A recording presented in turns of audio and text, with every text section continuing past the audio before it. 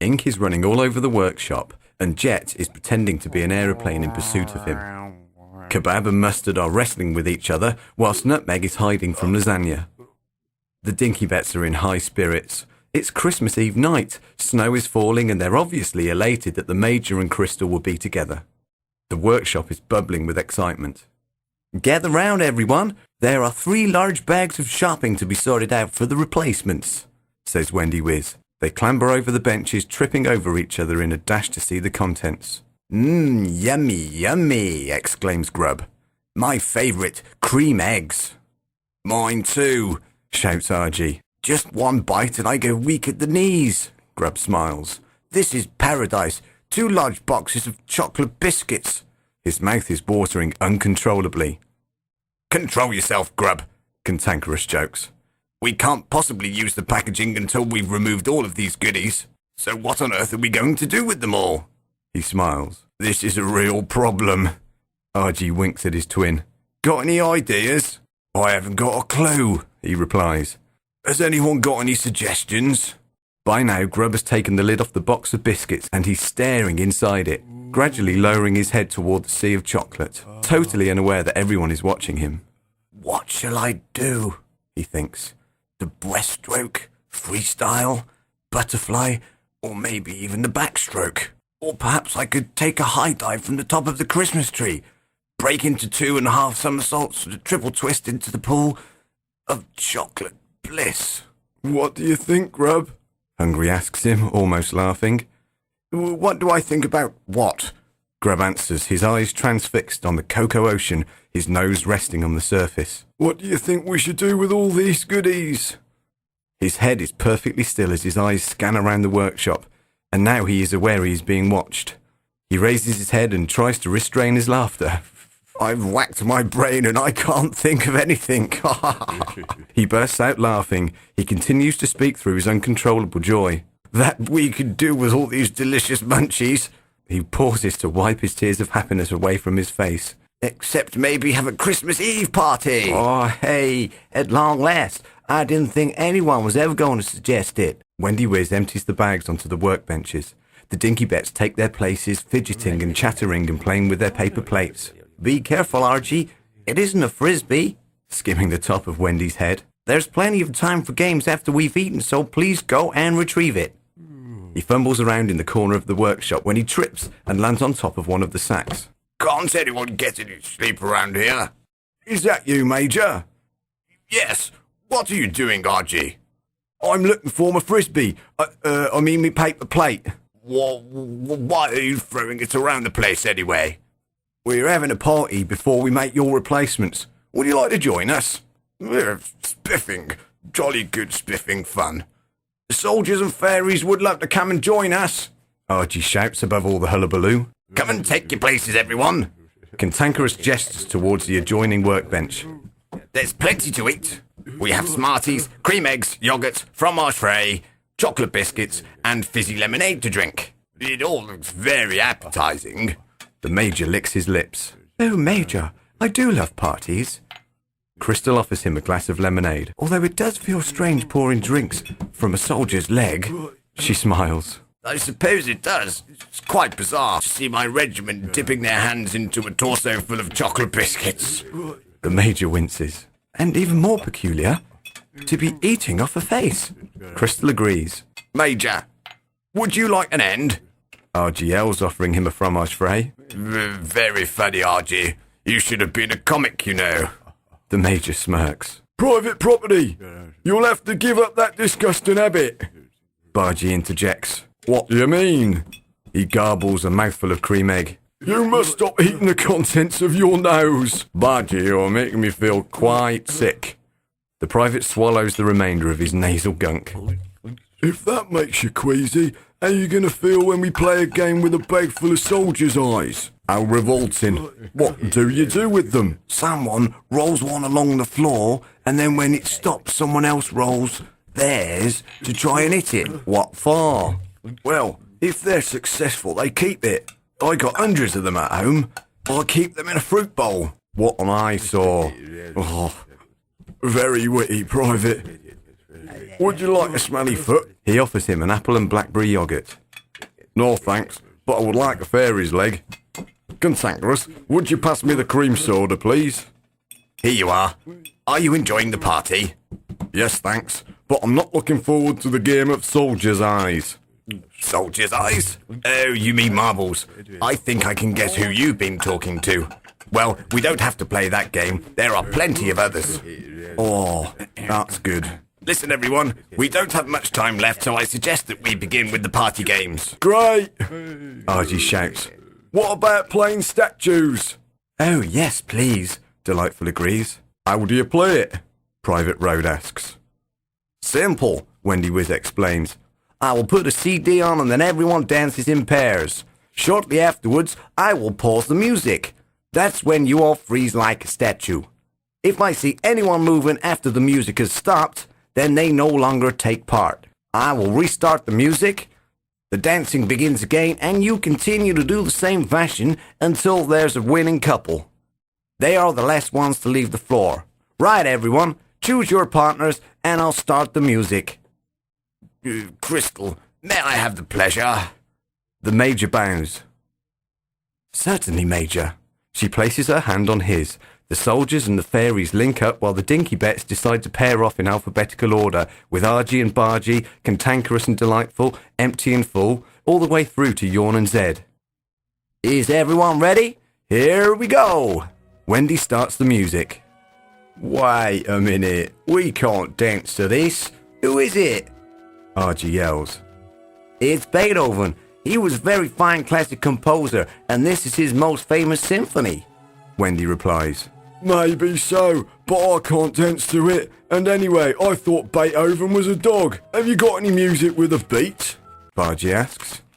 Yeah, I have. Here's a recording of Sid Snot in concert. Now you're talking. Argy nods. And Bargy, just for the record, Lassie was a dog. Beethoven was a composer and a dog. He must have been a highly intellectual dog to be able to write a symphony. Argy smirks. Sometimes you're impossible, the pair of you. Wendy smiles. For the second time, is everyone ready? Here comes the music. One way round and no bumping, please, Argy teases.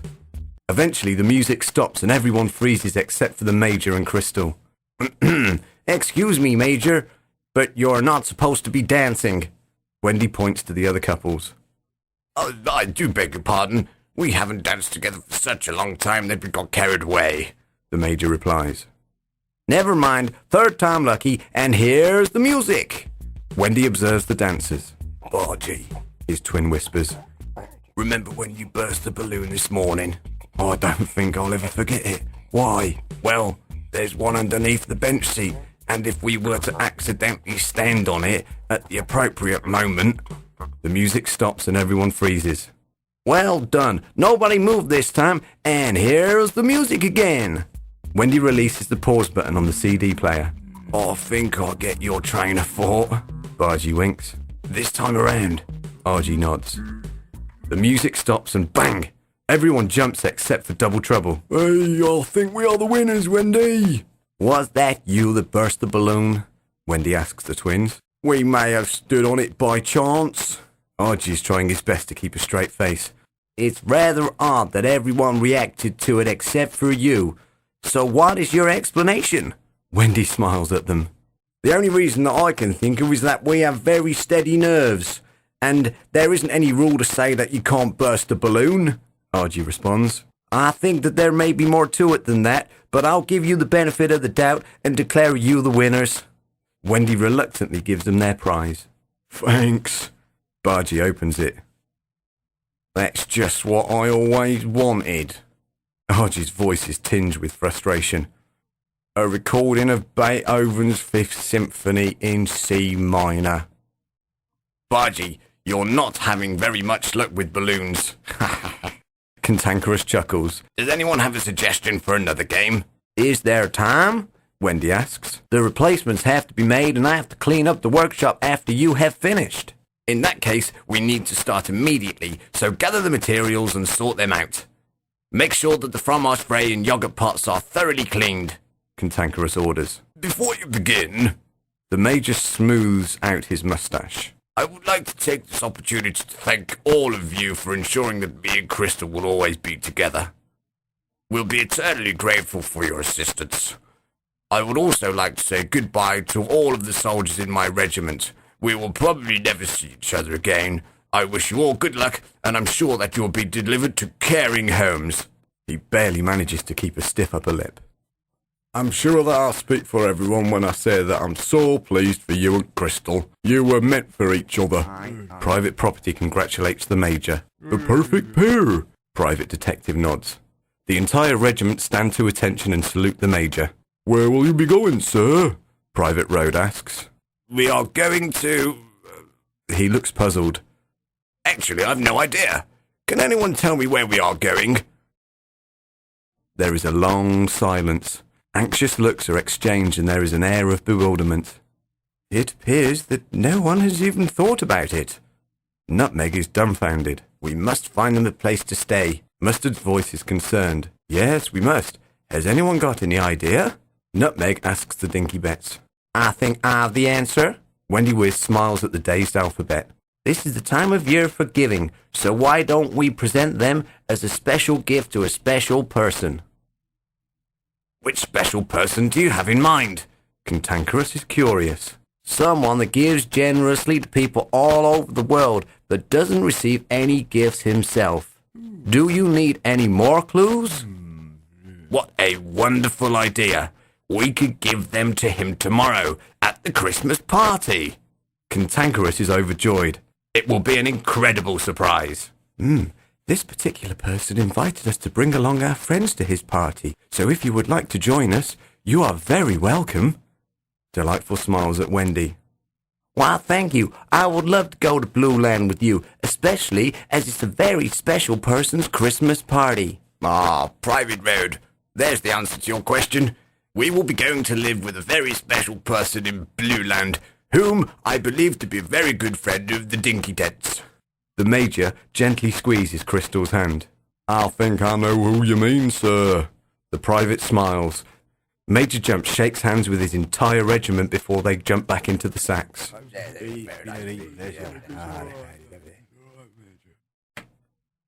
Oh dear, get a move on with that moustache. It is 25 minutes to midnight, and we still have to put Fred and Ginger in their box. Cantankerous orders. Who are they? Oh dear is puzzled. I'm referring to Fred Astaire and Ginger Rogers. They are a very famous dancing couple many years ago. It isn't important who they are, but it's crucial that we finish these replacements very shortly. And how is the fairy coming along, Delightful? She's complete. Delightful holds her aloft and discovers that she rattles. What a noise! Cantankerous questions her. It sounds like a chocolate biscuit has been left in her torso. Grub, isn't that your responsibility to make sure that the bodies are ready for fitting?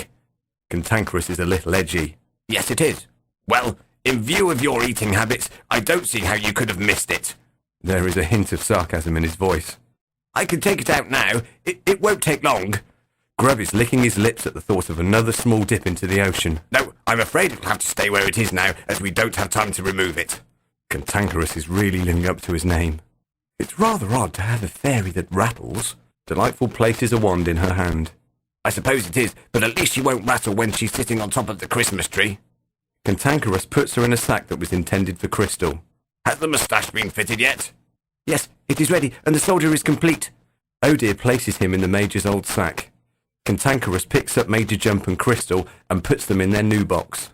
Before we put the lid on, were they any good? The Major questions him. Cantankerous is a little puzzled by the Major's inquiry. Were who any good? Fred and Ginger, of course. They were a wonderful dance, Delightful interjects enthusiastically. I would have loved to have seen them. Crystal wiggles her toes. You might have the opportunity to do that during this Christmas week, as many of the TV companies broadcast some of the old films. Cantankerous places the lid on the box. Do you have the rainbow-coloured wrapping paper that Queen Sophie's magical dress was delivered in? I know where it is. Nutmeg takes it from the shelf and unfolds it on the workbench. Argy and Bargy, pick up the box and place it on top of the wrapping paper, and please be careful. Ready, Argy? Yeah. After 3, lift. 1, 2, 3. They're not quite as heavy as I thought they were going to be. Argy slaps the bottom of the box. Is that absolutely necessary?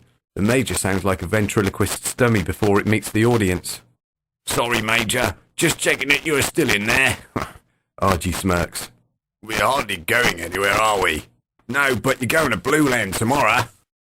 At least we might have some peace there. Yeah, but I'm sure you'll miss the Dinkybets. I suppose in a funny sort of way, although I won't miss the fizzy foot bath. The Major laughs. At least you're able to laugh about it. They place them carefully on the workbench, then Mustard and Nutmeg wrap them up very neatly. Wendy Whiz is sweeping up the debris from the party whilst the Dinkybets put on their hats, coats, gloves and scarves. It's 5 minutes to midnight, so we must hurry.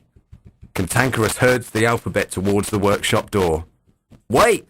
Wendy shouts. If we leave by the front door, then we'll leave fresh footprints in the snow, and a certain person will be suspicious of secret goings-on.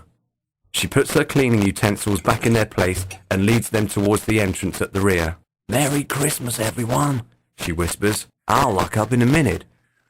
I only have to put my coat on. Are you able to carry the present? Delightful asks her. Yeah, I can manage, and I'll see you tomorrow at the Purple Oak. The Dinkybets make their way home very quietly. It's very peaceful, Crystal whispers. That's because everyone has gone home. Wendy leans towards the rainbow-coloured box. Y'all be staying with me at home tonight. Wendy switches off the lights and locks the back door. She can hear the XR-Loo skimming across the snow in the distance, accompanied by the crunchy white blanket beneath her feet.